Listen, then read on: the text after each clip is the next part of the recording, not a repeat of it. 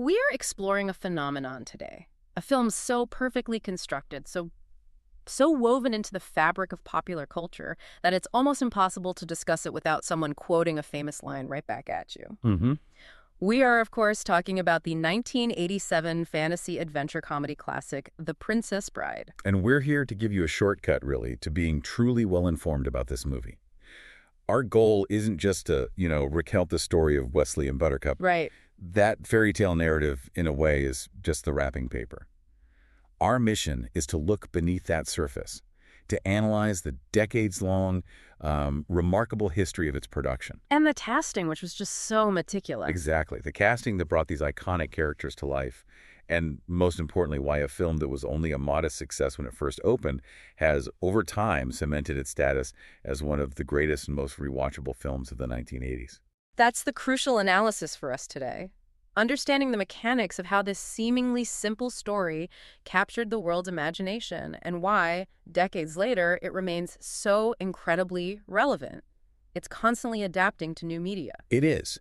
And the foundation of its strength lies in what we might call its structural ingenuity. What do you mean by that exactly? Well, for anyone unfamiliar, the film uses a postmodern narrative frame. This is really the key insight. Okay. The film isn't just a fairy tale. It's a story about a fairy tale being told.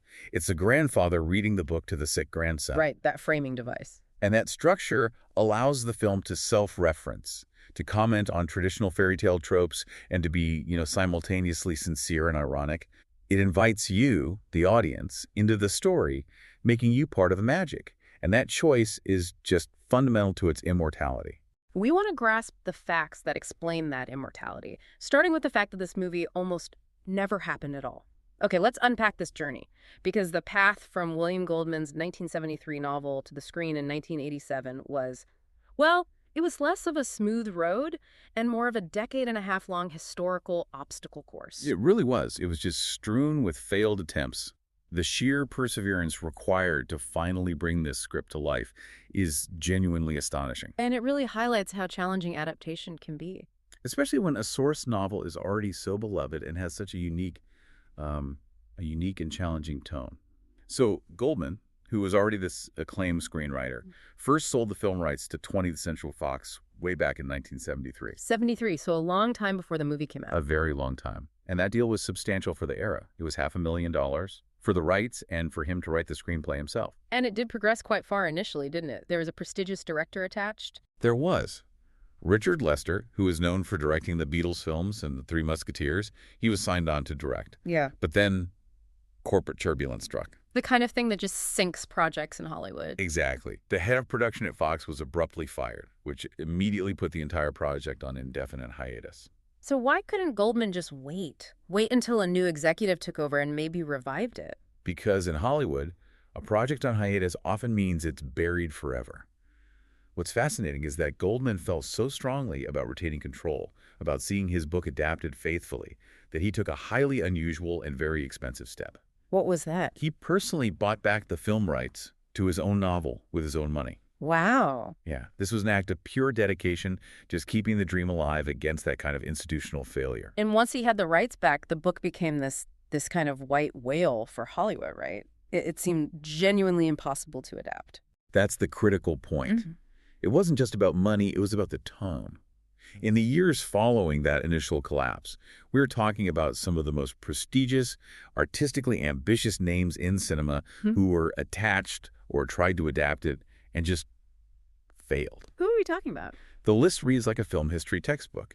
You have Francois Truffaut, the iconic French New Wave director. Oh, wow. Yes. And Robert Redford, who was trying to break into directing at the time. Also Norman Jewison, who had huge hits like Fiddler on the Roof and Moonstruck. Why do you think so many diverse, highly successful directors all failed to get it off the ground? Was it just funding or was it something else? I think it was likely a combination. Truffaut, for instance, might have struggled with that necessary balance of high fantasy and low comedy. His work leaned more toward emotional realism. Mm-hmm. And Redford and Jewison were attempting to adapt a script that needed complex special effects, large foreign filming locations, and a very specific, quirky tone.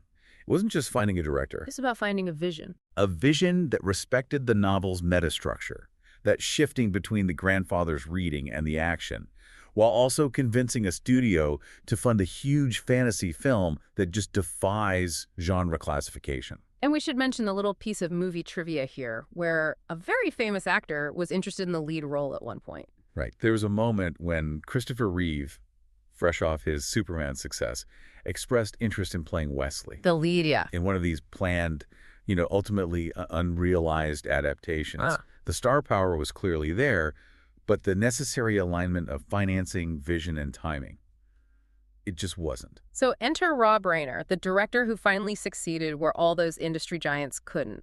What was his connection to the story, and what changed to make it possible for him?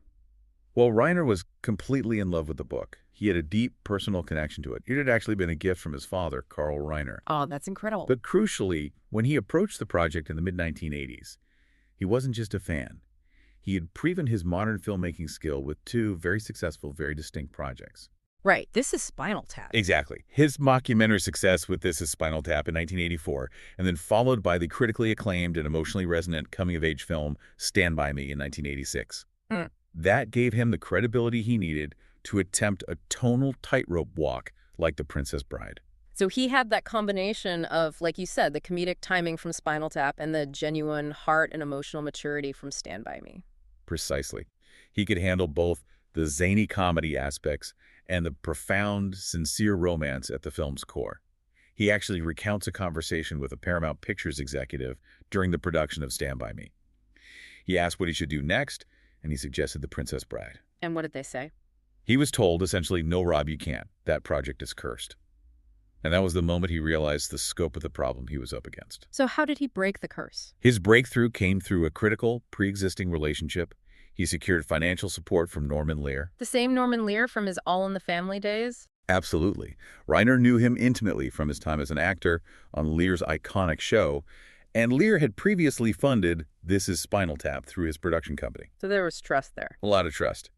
With that guaranteed backing secured and the production to be distributed by 20th Century Fox, the gears finally started turning. And Reiner worked very, very closely with William Goldman, ensuring the screenplay captured the essence of the novel and that crucial meta-narrative structure. And this leads to what I think is one of the most prophetic pieces of guidance in modern film history, something that directly explains the film's legacy today, coming from the head of Fox, Barry Diller. Yes, and what's fascinating here is the long-term, almost philosophical vision applied to what is, at its heart, a business decision. Diller recognized this was not a film built for immediate blockbuster success. Not alongside the big action or comedy flicks of 1987. No.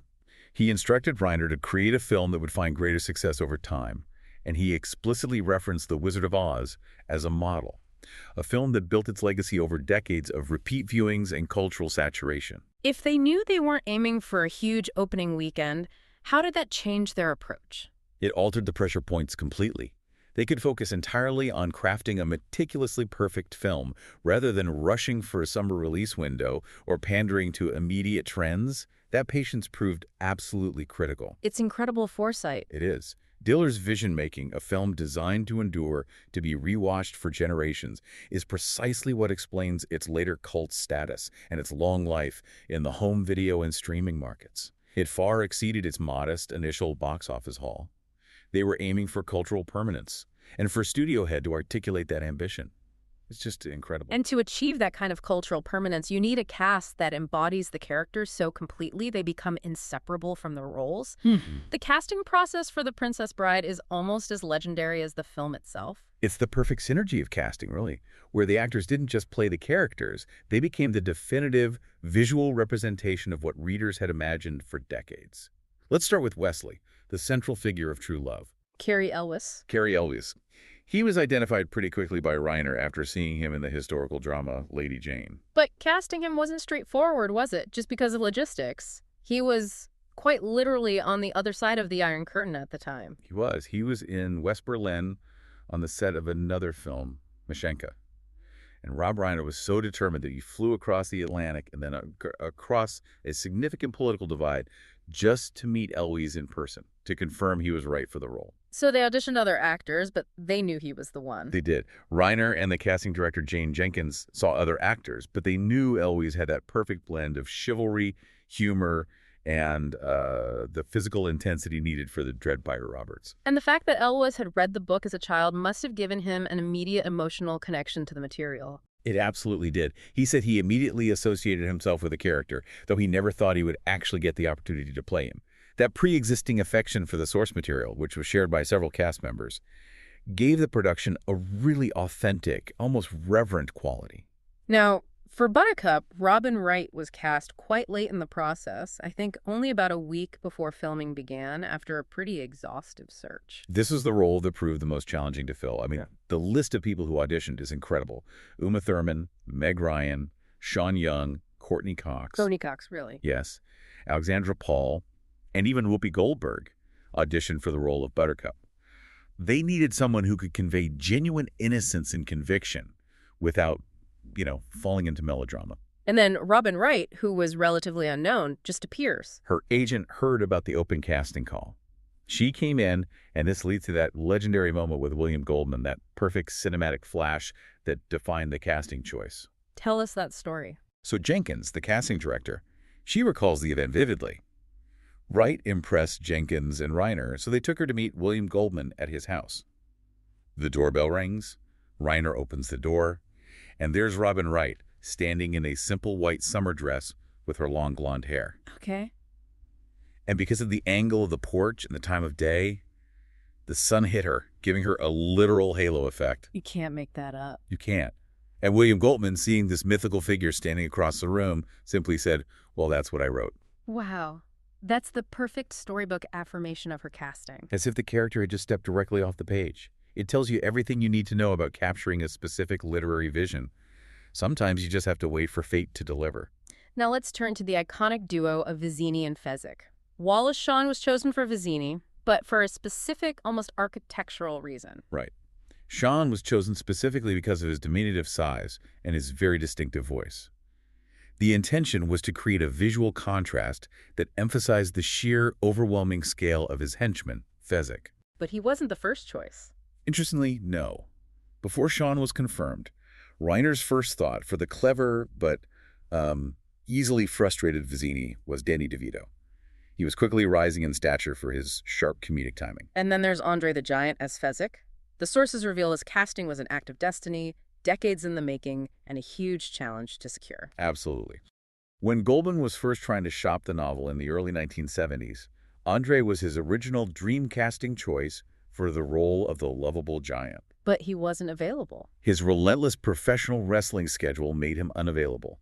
So Goldman's second choice at the time was an almost unknown, towering Austrian bodybuilder named Arnold Schwarzenegger. Who was definitely not unknown by 1986. Not at all. By 1986, he was one of the biggest film stars in the world, commanding massive fees and was completely unaffordable for the modest $16 million budget. So they went back to André. But even that was a long shot, given his international fame and commitments. It truly was a race against time. The production contacted the World Wrestling Federation. They were told that André was tied up with a massive $5 million wrestling match scheduled in Tokyo. And it conflicted directly with the filming dates. Directly. So they started auditioning other tall men, actors like Kareem Abdul-Jabbar, Lou Ferrigno, Carol Stroiken. Even Liam Neeson auditioned. Liam Neeson? Yes. But the casting director determined he was too short for the role of Fezzik. Too short for Fezzik. That has to be a unique casting director note. It speaks to the commitment to Fezzik's physical presence, doesn't it? But near the end of the casting window, fate intervened again. The World Wrestling Federation notified the production that André's match in Tokyo had been canceled. So his schedule was clear. His schedule was entirely clear to play Fezzik. This was a critical convergence of timing, especially since André himself was hesitant to take the role. He was French, primarily a wrestler, not an actor, and he was unsure about the all-English dialogue. We also must acknowledge the physical difficulties André faced during filming, especially because of his health. It is vitally important to remember that André the Giant was suffering from chronic, debilitating pain from his acromegaly, a condition that contributed to his premature death. And this pain presented significant, unique challenges on set.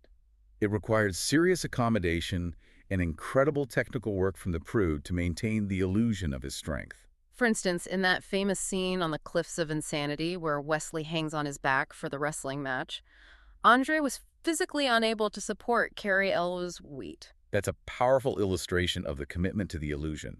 Cary Elwes was actually walking on a series of ramps that were built right up to André's back, hidden just below the camera line. So for the close-ups, Ellis had to be perfectly in step with André. Perfectly. While hiding the fact he was walking on this system of hidden ramps, only for the wider shots or specific flips was a stunt double required for André. And the difficulties continued right up to the final scenes where Fezzik carries Buttercup away on horseback. It's a similar story. In those final shots, Robin Wright was actually suspended by cables. André physically couldn't safely support her weight, even a relatively light person, while standing for long periods or moving on something as unstable as a horse. The crew's creativity there is just amazing. It shows a deep respect for the actor and a real commitment to getting that perfect visual. What's truly moving, though, is how André felt about the experience itself, despite the continuous physical hardship. Yes. Despite the constant grueling pain and the logistical difficulties he caused, André found his participation immensely gratifying. He felt that on the set, no one stared at him like a freak. He was just treated as a fellow member of the cast. A professional actor doing a job. And that acceptance speaks volumes about the familial atmosphere Rob Reiner cultivated and his ability to see past the physical condition to the man inside. Speaking of that atmosphere, the preparation for the action sequences was intense, particularly the sword fight between Wesley and Inigo Montoya. That scene has become the gold standard for cinematic fencing. It is incredible. And it's because the actors were required to perform almost all of their own combat choreography. The only exception was 2 highly complicated somersaults performed by stunt doubles. And Cary Elwes and Mandy Patinkin were trained for how long? 3 solid weeks by the legendary fencing masters Bob Anderson and Peter Diamond. And we should emphasize, these were not just ordinary fight choreographers. These were the masters who had trained the actors in the original Star Wars trilogy. That's correct. They specifically knew how to teach actors to sell fantasy action. The training was meticulous. Elwes and Patinkin were taught to fence both left-handed and right-handed, mastering complex, rapid choreography that incorporated elements of French classical fencing. And Anderson encouraged them to learn each other's full choreography. Yes, which helped them anticipate movements, maintain safety, and ensure the entire sequence looked like a genuine, passionate duel, not just 2 actors waving swords. They spent almost all their off-camera time practicing. Remarkable dedication. And then you have the brilliant improvisational freedom given to Billy Crystal and Carol Kane as Miracle Max and Valerie. This is where Reiner's trust in comedic talent really comes in. They worked together before arriving in England to film, specifically developing a detailed backstory for Miracle Max and his wife, and establishing this clear, often irritable rapport. And Reiner just let them go with it. He respected their comedic instincts so much that he gave them carte blanche to improvise on set. And that improvisation yielded some of the most quotable moments in the film. Absolutely. The crew and cast reportedly struggled to keep a straight face during these scenes. Patinkin, who was lying mostly dead on the table during their sequences, had to bite his cheek and try to look away to keep from laughing. Because his character was supposed to be lifeless. Exactly. And Crystal reportedly improvised for long stretches, leading to famous lines that weren't in the original screenplay. This freedom gives those scenes a wonderful, manic energy that feels truly unique to the film. And all of this collaboration was actively nurtured by Reiner's approach to the set environment. He wasn't just directing a movie, was he? No, he was fostering a creative community. That's why he rented a large house near the English and Irish filming locations and regularly invited the cast over for meals and just lighthearted get-togethers. Many cast members credited this familial atmosphere with building the authentic camaraderie you see on screen. It makes the friendships like that between Fezzik and Inigo feel so genuine. When we look at the film's immediate fate upon release, the success they envisioned didn't materialize overnight. It really reinforces Barry Diller's prediction. No, it was the definition of a slow burn. The film premiered at the Toronto International Film Festival in September 1987 and went into wide release shortly after. But the box office results were initially quite modest. It grossed $30.8 million against a $16 million budget. And just for context, why was $30 million considered modest in 1987? Because that was the era of massive, high-concept blockbusters.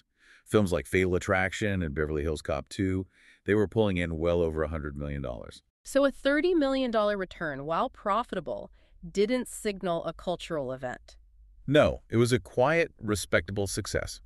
And the main reason for this muted initial reception comes back to what Diller anticipated. The marketing department didn't know how to sell They it. just didn't know what it was. Fox was completely unsure how to describe the film's postmodern narrative, the unique blend of fairy tale, comedy, action, and romance, all wrapped up in a framed story. So what did they do? They ended up promoting it simply as a zany comedy, which created a confused identity. And furthermore, they released it without a custom audience trailer designed to explain the structure or the tone. That confusion likely dampened the immediate turnout. Audiences weren't sure if they were buying tickets for a kids' film or a parody. And this is where Diller's prophetic instruction comes back into play, the belief that it would find its audience over time. Precisely. Reiner was reportedly frustrated by the slow start, but Diller reassured him, saying the film had the bones of something that would be watched and rewatched across generations. That patience allowed the film to bypass the need for an explosive opening and instead rely on word of mouth. Because while the box office numbers were quiet at first, the critical response was immediate and overwhelmingly positive. Oh, yeah. The critics and the initial audiences who did see it understood what they were watching. The film received generally favorable reviews and a rare A-plus cinema score from audiences who were surveyed upon exit. And Sixel and Ebert loved it. They gave it 2 thumbs up, and Time magazine listed it as one of the best of '87. Janet Maslin of the New York Times praised the flawless casting and the overall sweetness of the film. But the film is ultimately defined by its central romantic theme, which seems to resonate on a deeper level than even the swashbuckling. The American critic Dalton Mullins highlighted this. He did. Mullins specifically praised the palpable chemistry between Cary Elwes and Robin Wright. He noted that the tension of the unspoken, denied love between Wesley and Buttercup is profound, especially before they finally profess their feelings and recognize each other. The film manages to be sweeping and sincere at the same time. And the entire romantic philosophy of the film, Mullins argues, can be summed up in those 3 simple, unforgettable words. As you wish. As you wish. That phrase, which Wesley uses repeatedly as a stand-in for I love you while he is the farm boy, defines his character and the film's romantic core. Mullins argued that this phrase sums up the film's philosophy of true devotion. How so? He was willing to suffer any hardship, brave any peril, and even sacrifice his identity for the woman he loves. It reinforces the central theme that true love must be fought for and proved through action, not just words. What's fascinating about that phrase is that the emotional weight comes from dramatic irony. Buttercup doesn't know what it means until much later, but the audience does. Right, and that reinforces the sincerity of Wesley's commitment from the very beginning. It creates an immediate connection between the character and the audience, which elevates it beyond a simple fairy tale. Mullins found the reunion scenes particularly effective because of that. He did. Yeah. Because the characters had been apart for so long and suffered so much, it makes the passionate, fought-for quality of their relationship stand out.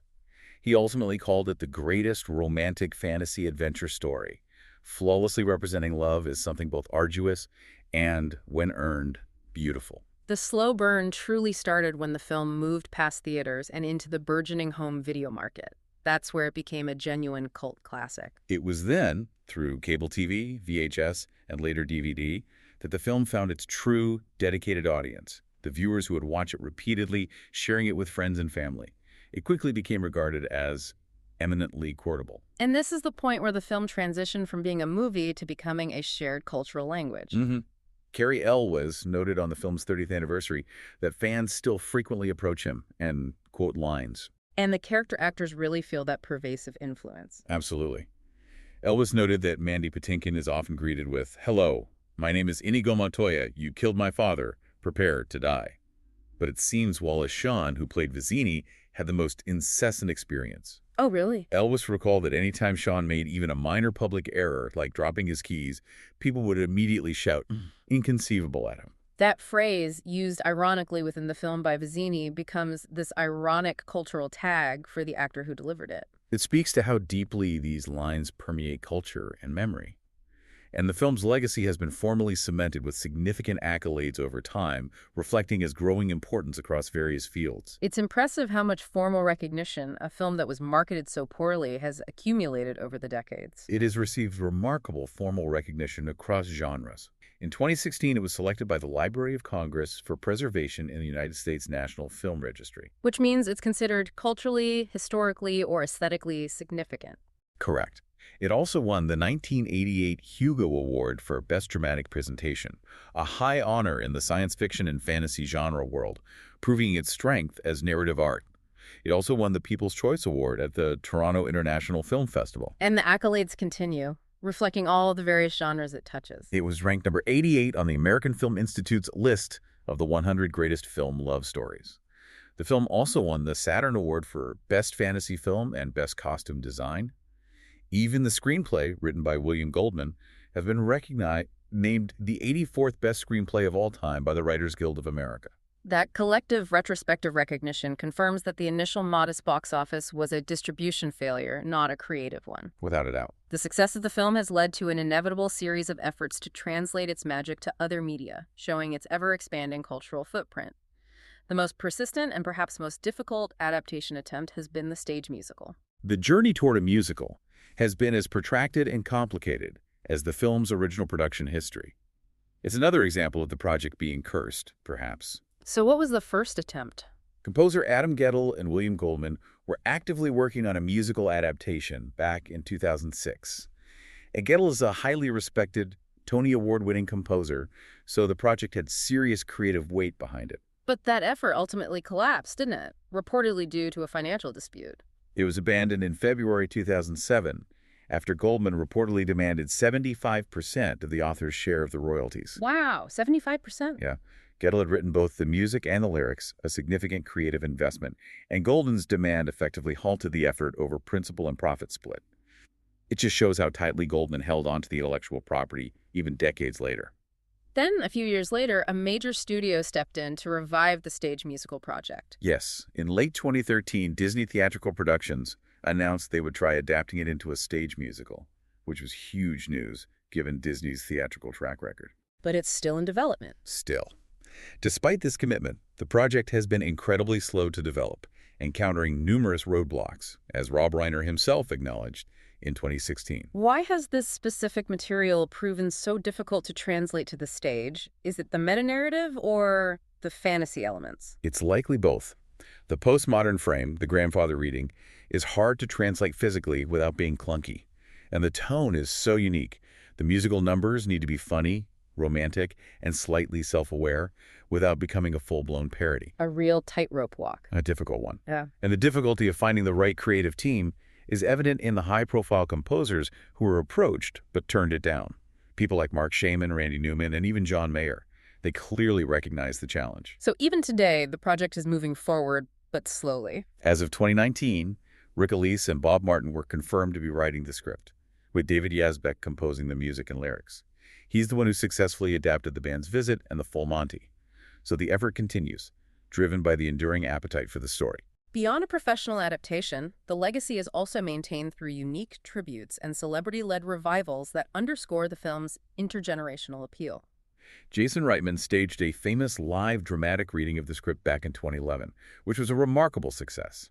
It really showcased the script's strength even without visual effects. That reading featured a star-studded cast including Paul Rudd as Wesley and Mindy Kaling as Buttercup. And the continuity was strong, bringing back original cast members. Crucially, yes. Original cast member Cary Elwes switched roles, appearing as the villain Prince Humperdinck, a great nod to his mastery of the material. And Fred Savage and Rob Reiner returned to reprise their original roles as the grandson and grandfather, perfectly anchoring the reading. More recently, during the 2020 COVID-19 quarantine, the film saw an even more unique recreation, the home movie version. Jason Reitman produced this fan-made recreation where a rotating ensemble of actors filmed themselves recreating scenes from their homes using simple props and costumes, all done remotely to raise money for the World Central Kitchen charity. And it had official approval. Full approval from Norman Lear and the estate of William Goldman. Even Mark Knopfler permitted the use of his original score music. This sounds like the ultimate meta-tribute, demonstrating how adaptable the story frame is. It is the ultimate example of the film's structural power. You can insert any cast members, no matter how famous, into the roles, and as long as that grandfather and grandson framework is maintained, the magic holds. And there's a very poignant moment in that home movie recreation involving the original director's father, Carl Reiner. It's just an incredible full-circle moment. The home movie recreation features the final performance of Carl Reiner, Rob Reiner's father, who played the grandfather in the very last scene. The man who gave his son the book decades earlier. Yes. He passed away just days after recording his part. The finished fan film was dedicated to his memory, bringing the story all the way back from the gift of a book to his final recorded performance of the character who reads that book. And the cast reunited again in 2020 for a virtual live read-through that had a political fundraising dimension, showing the broad appeal of the material. This was the Princess Bride reunion event, held in September 2020 to support Wisconsin Democrats. Most of the original cast participated. Elwes, Wright, Patinkin, Guest, Sean, Crystal, and Kane. And Rob Reiner again played the grandfather. He did. They brought in new celebrity talent for the roles of the absent cast, like Josh Gad as Fezzik and Whoopi Goldberg as the ancient Boer. And this event was a massive fundraising success. It was. Over 110,000 viewers donated at least $1 to view the live stream event, making it an incredible win for the organizers. It illustrates how the film's universal message of love, loyalty, and adventure transcends traditional entertainment to become a highly effective cultural tool. The Princess Bride's influence stretches into other modern media as well, gaming and other feature films. We see Robin Wright directly referencing her role in the 2013 live-action animated film The Congress. She plays a version of herself as a digitally cloned actress who famously starred in The Princess Bride. And there's been a steady stream of gaming adaptations. Ever since 1988, really. Board games based on specific scenes, like A Battle of Wits and Storming the Castle.